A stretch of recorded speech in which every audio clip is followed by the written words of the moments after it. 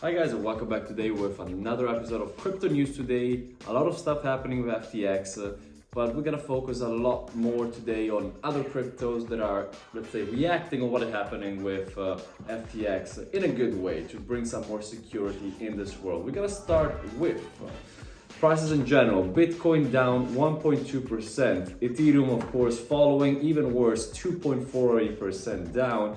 BNB was the most surprising, down 2.81%. Why is it the most surprising? BNB is the one that reacted the quickest to what has been happening with FTX. First of all, by being involved, then saying they're gonna buy it out, and then saying they're gonna back out because of security, they don't trust FTX. I was expecting that this, let's say, more security-focused action would have helped them resist compared to the rest of the market, but apparently it did not happen so. We gotta start now with some news here. CoinDesk. There's the whole history now, whole story around FTX. FTX faces potential hacks, sees mysterious outflows totaling more than $600 million. Some wallets of customers went straight to zero because of the drainage that FTX faced. As a consequence, we have some third-party companies like Tether blacklisting mysterious FTX wallets as account drainer liquidates.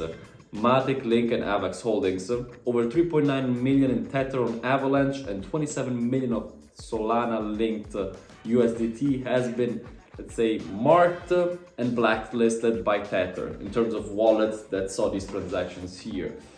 As a consequence, then, FTX says that it moved the remaining funds to cold wallets to mitigate the damage of this liquidation. They're also advising people to not use the app, not even use the website, as they're malware right now. So if you're using it, to stop using them, check your computer, because something bad might be happening to you without even knowing.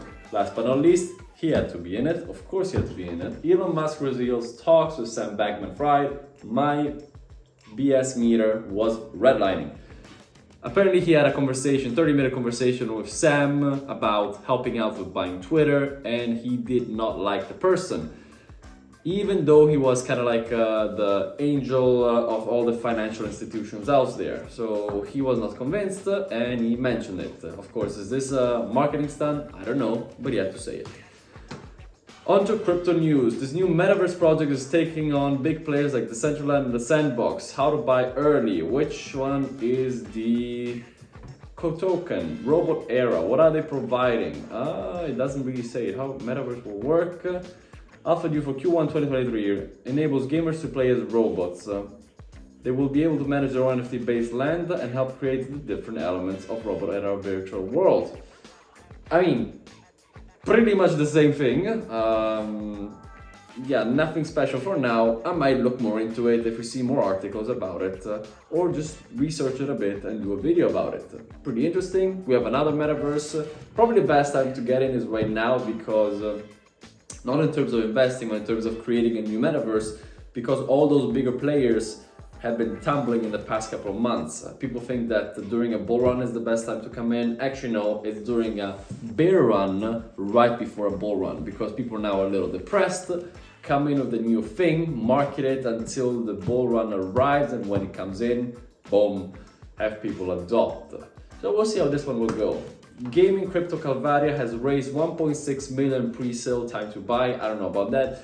But in terms of pre-sale, I talked about Calvaria last week before the whole FTX thing was happening. They have been pumped a lot in terms of marketing during the bull run as they were trying to, let's say, win over many people who have been playing with NFT-based video games. The cool thing of Calvaria is they're trying to enable people to start with nothing. You don't need money to buy stuff. Enable them to win stuff, win NFTs, or also buy them.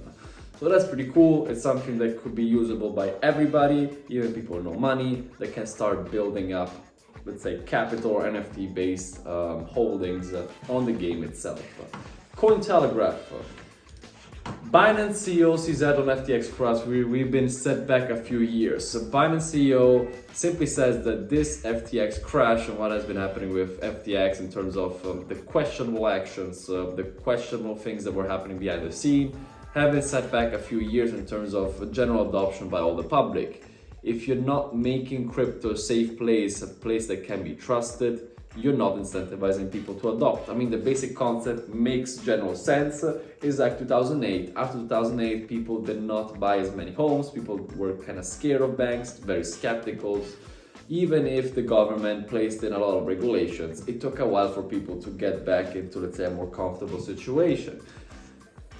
On to Bitfinex, CTO releases approval reserve amid FTX bank bankruptcy fiasco. Bitfinex is another one of those companies that after FTX decided to release all the reserve to bring some more security and trust into the crypto environment.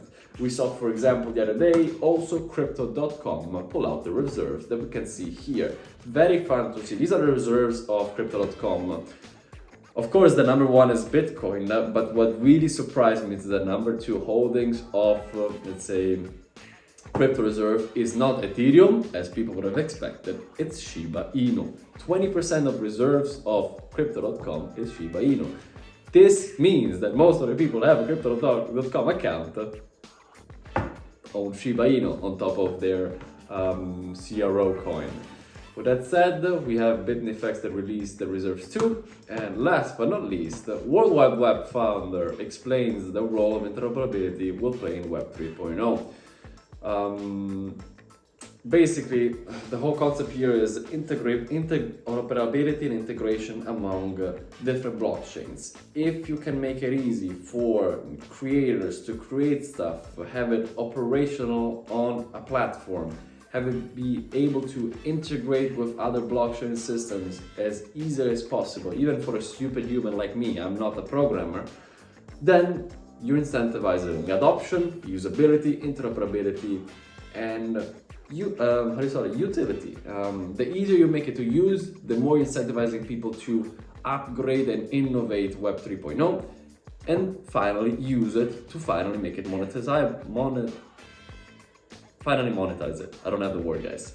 Guys, that's all for now. Again, a lot around FTX, but it's fine to see now that we have a lot of crypto companies implementing stuff as a consequence of what happened with FTX to bring security and trust, which is something, honestly, I've been waiting for a lot. The problem of exchanges is it's very questionable. You gotta figure out what their reserve wallets are. They don't often release them. You don't know if an exchange is insolvent or not, kind of like it happened with 2008 banks. Now that they have public wallets that everybody can see, it's good to know as there is more transparency. And that's something I've always been striving for in terms of looking at exchanges. Guys, that's all for now. Thank you for watching. If you like what I'm doing, please like and subscribe. Ciao.